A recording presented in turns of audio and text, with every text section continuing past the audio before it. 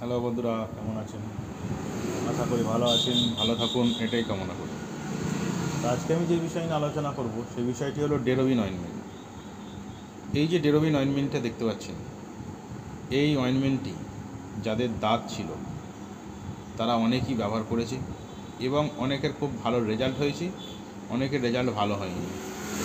অনেকের এতই খারাপ রেজাল্ট হয়েছে যে তারা ডাক্তার দেখাতে বাধ্য হয়ে গেছে এই অয়েনমেন্টটি লাগানোর পর। তো এর ব্যবহার করার কিছু নিয়ম আছে এবং যে সঠিক নিয়ম সেটাই আজকে আমি আপনাদেরকে জানাবো। সেই জন্য আমি প্রথমেই বলে নিই, যারা আমার চ্যানেলে প্রথম এসেছেন চ্যানেলটিকে সাবস্ক্রাইব করে নিন এবং পাশে থাকা বেল আইকনটি ক্লিক করে দিন, যাতে আমার পরের ভিডিও আপনাদের কাছে খুব সহজে পৌঁছে যায়। ডেরোবিন অয়েনমেন্টটি যে আপনারা দেখতে পাচ্ছেন, এটা একটা 30 গ্রামের হয়। এইটা হচ্ছে কম্পোজিশন হচ্ছে কম্পাউন্ড ডিথরানল অয়েনমেন্ট। কম্পোজিশনের ভাগগুলো আমি আপনাদেরকে জানাচ্ছি। ডিথরানল আইপি আছে 1.15%, স্যালিসাইলিক অ্যাসিড আছে 1.15%, সলিউশন অফ কোয়াল্টার আছে 5.3%। এই অয়েনমেন্টটি 30 গ্রামের দাম করেছে 132 টাকা। অয়েনমেন্টটি আপনারা যে কোনো মেডিকেল শপে পেয়ে যাবেন। হ্যাঁ, এবার আলোচনা শুরু করি।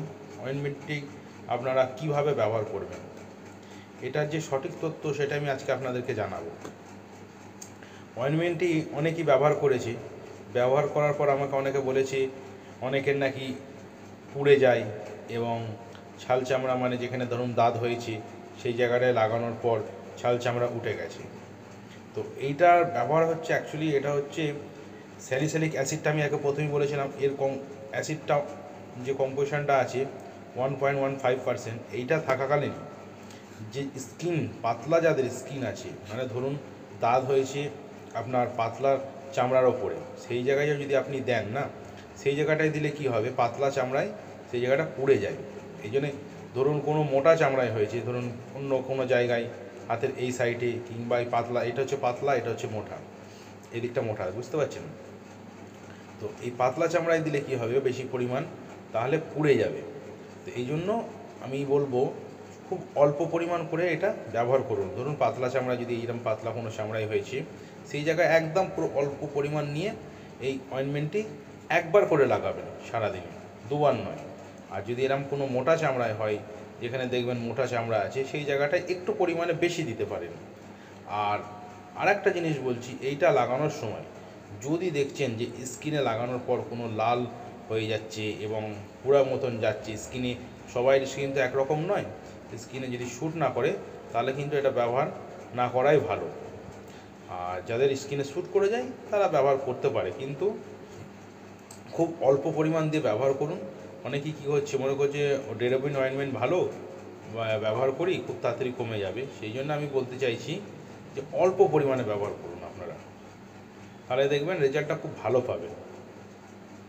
অনেকে জানে না, অনেকে গিয়ে বেশি লাগিয়ে ফেলছে, স্কিনের ওপর পুড়ে যাচ্ছে, বলছে ডেরোবিন অয়েনমেন্ট লাগানোর পর পুড়ে যাচ্ছে, খারাপ হয়ে যাচ্ছে স্কিন, ঘা হয়ে যাচ্ছে অনেকে। তো এই জন্য বলবো অল্প পরিমাণ আগে টেস্ট করে দেখুন, যদি স্কিনের মধ্যে কোনো ইনফেকশান না হয় তাহলে অল্প করে পরিমাণ রোজ একবার করে লাগাতে থাকুন, দেখবেন আশা করি ভালো রেজাল্ট পাবেন। যদি আপনাদের ভিডিওটি ভালো লেগে থাকে তাহলে একটি লাইক এবং শেয়ার করে দেবেন। ভালো থাকুন, সুস্থ থাকুন।